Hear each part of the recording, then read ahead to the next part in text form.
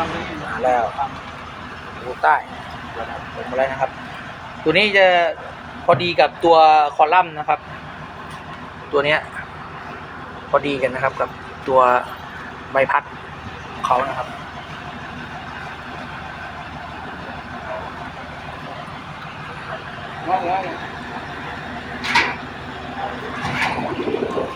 น้ำไปแล้วนะครับ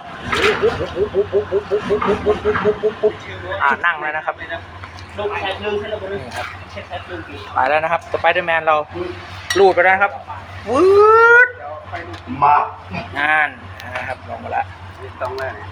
ลงไปท่านี้ใช่ไหมหมุนก่อนขึ้นหน่อย